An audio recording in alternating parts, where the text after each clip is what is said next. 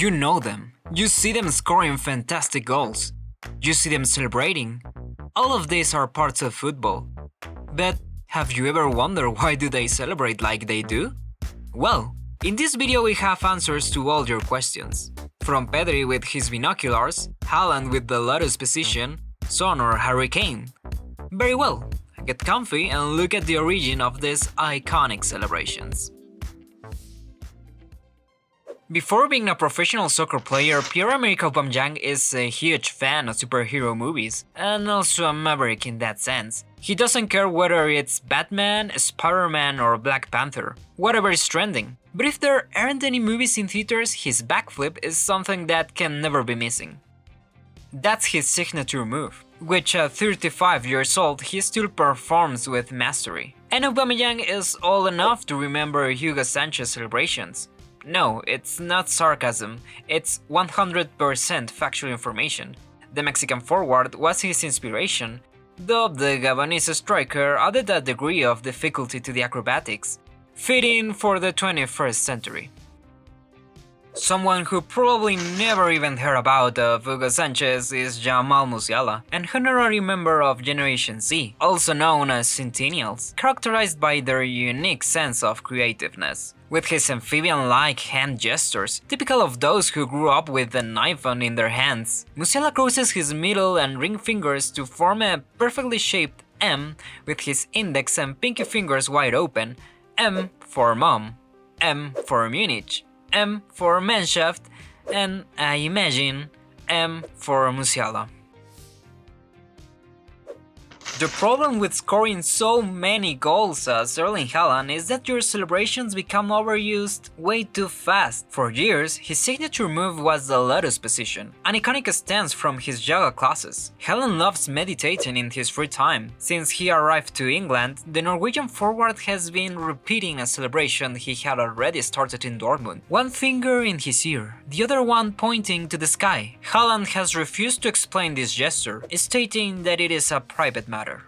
Midfielders usually don't score enough goals to create a trademark celebration, but that's not the case with Pedri.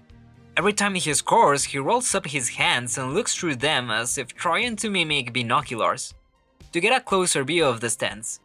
Actually, he's not trying to imitate binoculars, but rather simple glasses. Yes, just a pair of glasses, referring to the ones worn by the person who has supported him the most in getting to where he is today. His father. And Pedri's father wore glasses. Oh, how's that for a heartwarming story? There's also a beautiful story behind Edison Cani's celebration. We've watched him score so many goals over the years, always celebrating the same way, and yet most of us never knew if there was a deeper meaning behind it. Well, there is. It's a tribute to the Charruas, the indigenous people of Uruguay, known as great hunters and warriors. In their honor, Cani named his daughter India.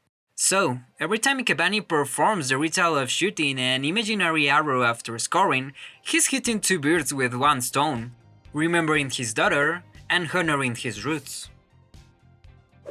Since his days at Racing Club, Lautaro Martínez crosses his arms and raises the index fingers of both hands to celebrate his goals. Just a few are as consistent as Lautaro. Every goal, the same gesture. He has celebrated this way 200 times, and in his 10-year career, he's never once thought of changing it. The idea behind this gesture is to suggest the silhouette of a bull, horns and all. At least in Lautaro's mind, it's undeniable the image of a bull. And if it makes him happy, then let him be. Julián Alvarez, the World Cup champion who took the starting spot from Lautaro, also repeats the same signature celebration for each of his goals.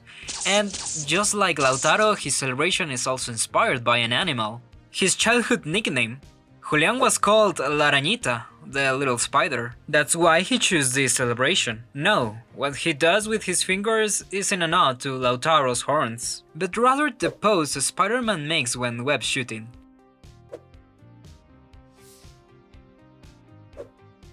Argentine forwards know better than anyone that marketing is everything. Until 2016, Paulo Dybala didn't have a unique celebration that set him apart. What could it be, huh? He spent days thinking about it until one night during the winter holidays he watched Gladiator and found his inspiration. He identified with Russell Crowe, and without even thinking he'd end up playing in Roma. He adopted that gesture where he looks more like a villain from a western, but in Dybala's imagination, he's under the mask of a gladiator. Every time Serge Gnabry scores, he repeats the same ritual. He extends his left palm at mid-height and above it. His right hand forms a fist that spins over his left hand. One hand mimics a pan while the other stirs spaghetti or beats eggs, or who knows. This celebration is his version of the iconic move by his idol, the basketball player James Harden. He doesn't score as many goals as he'd like, but his celebration has been repeated enough to become iconic. When Memphis Depay scores, he closes his eyes and covers his ears. The message is clear: I don't hear you, I don't read you, I feel nothing, I'm just focused. Edison Alvarez, the Mexican, does the exact same thing since 2018. The reason is identical to Memphis, dedicating it to the media, to the haters, and to anything from the outside that tries, unsuccessfully, to destabilize them.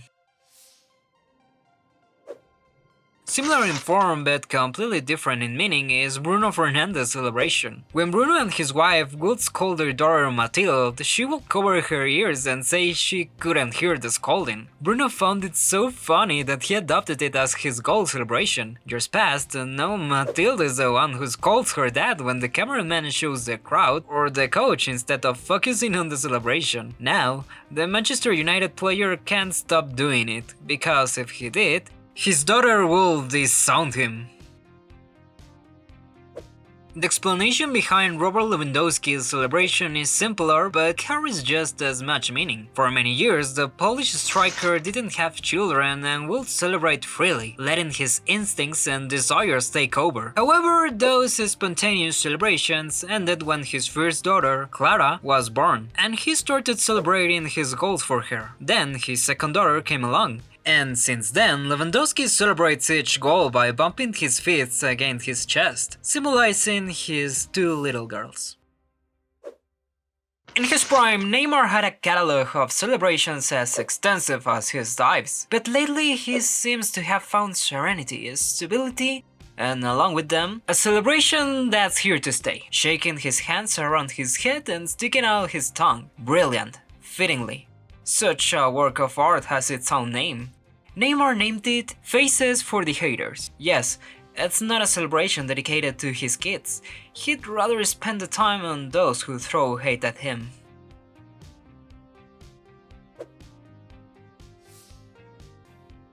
Sergej Milinković-Savić celebration involves hiding his thumb behind his other four fingers, keeping them tightly together, and bringing them to his head, placing his fingers at his temple. The classic military salute. The question is, by celebrating his goals this way, is the serious Lazio midfielder reminiscing about his wonderful years selling cookies as a Boy Scout? Or is he honoring and respecting the military of his country? Or maybe he's just saluting and thanking the fans chanting his name. Most likely, it's all of them. Since he was a kid in Monaco, Kylian Mbappé has repeated the same ritual, stopping abruptly, crossing his arms, and tucking his hands under his armpits. It all started one night with Ethan, his little brother, scored a goal against him in FIFA, and celebrated that way. Minutes later, he told him, "Hey, you should celebrate your next goal like that." Kylian remembered to do it, and since then, years have passed, and he hasn't been able to stop celebrating like that. Like so many other strikers, Son Heung-min got tired of improvising. About some years ago, he decided it was time to patent his own celebration. And that's how he created that rectangle form with his thumbs and index fingers, through which he peers. The Korean explained that, for him, every goal is a good memory, and photos are the same. You take photos to preserve good memories. Well, a bit far-fetched, but beautiful nonetheless. The other former member of Tottenham's dynamic duo has a more practical and straightforward celebration, kissing his left right finger, right where he wears his wedding band, a spot on his body that must be all bruised by now after so many kisses. Well, the ritual began in 2019, right after he married Kate, his childhood sweetheart, whom he has known since they were kids. Similar but much more complex is Luis Suárez's goal celebration, a faithful guy who for years and years and years, with goals and goals and goals, has always instinctively kissed his wrist immediately before the TV starts looking for the coach or the fans. The wrist he always kisses has his first daughter Delfina's name tattooed on it. Then, Suárez kisses his index finger where he has a lion tattoo that he shares with his wife. The Suárez family has grown in recent years and therefore the celebration has evolved, a kiss on each finger to honor every family member. This iconic ritual will accompany the Uruguayan long after his retirement because he has it tattooed on his neck. Less sophisticated but equally well-intentioned is Ángel di Maria's goal celebration. For over a decade, every time he scores, he forms a heart with his hands. It's dedicated to his wife, Jorgelina, in gratitude for putting up with everything. In Di Maria's words, every time I'm heading to the stadium, my wife calls me, wishes me luck, and asks me to play calmly and not lose my head. Defenders usually improvise their celebrations. Why bother having a signature move when they're doomed to score only a handful of goals throughout their careers? That wasn't the case for Leonardo Bonucci, who celebrates his numerous goals by puffing out his cheeks and violently waving his fist around them as he runs behind the goal. It all started one night when Bonucci was hanging out with childhood friends, who are anti-Juve, like all decent people in Italy by the way. At one point, he ended the argument by shouting something like "Lavati la bocca quando parli di Juventus", which means wash your mouth when you speak about Juve. The next day, Bonucci scored the goal and turned that remark into his signature celebration. Mohamed Salah has a bit of everything. His collection of celebrations is quite extensive over the years, but one thing always follows his chosen celebration. The Egyptian gets on his knees and places his head on the grass. Like many Muslim footballers, this is the sujood, a position in which Salah gives thanks for the goal scored and, while he's at it, prays for the next one.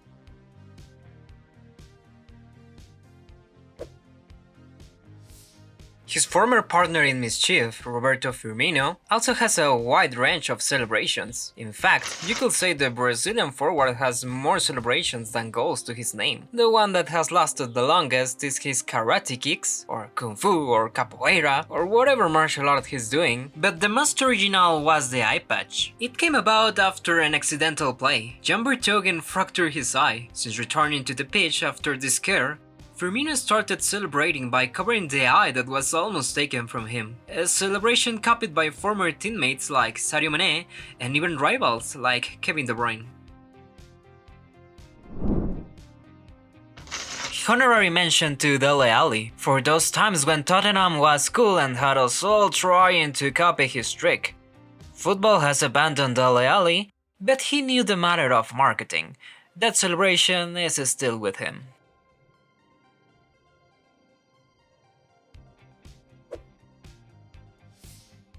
Many things can be said about Zlatan Ibrahimović, like how Santa Claus asks him for presents, or that when Zlatan visits your house, you're the guest.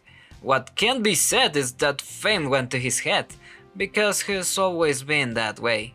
And proof of that is his wide open arms in every celebration since his days at Malmo, a powerful gesture somewhere between the gods he's always believed himself to be, and the victorious gladiator asking the crowd, "Are you not entertained?"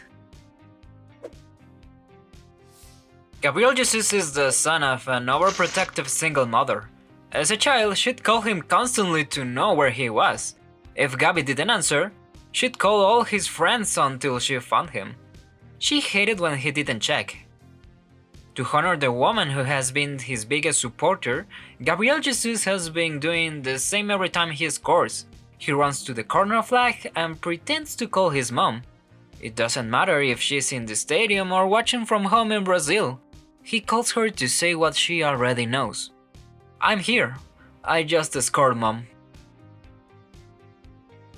No one has celebrated more goals than Cristiano Ronaldo. His record includes 924 celebrations, and counting, of all kinds. Taking off his shirt and flexing his muscles like a bodybuilder, showing his claws, saying, "Relax, I'm here," and the latest one, crossing his hands, placing them on his chest and closing his eyes, mimicking his famous naps that puzzled his young former teammates at Manchester United. But nothing compares to his trademark, the one copied 1,000 times but never matched. Shoo! Probably the first celebration to reach our homes with sound. Cristiano runs, jumps, spins 180 degrees by propelling himself with his arms mid-air, and lands just in time to receive his teammate's embrace. The Shoo was born in the US during a match against Chelsea. It was spontaneous, it went viral. Cristiano liked that people liked it, and it's been with him ever since. No other celebration in history has been repeated as many times. There's no doubt about it. Surely not other celebrations has been done as many times as that, for sure. As for Messi scores goals, he'll rise up his index fingers and look up to the sky. It happened with the first one and he has not stopped for over 800 times already.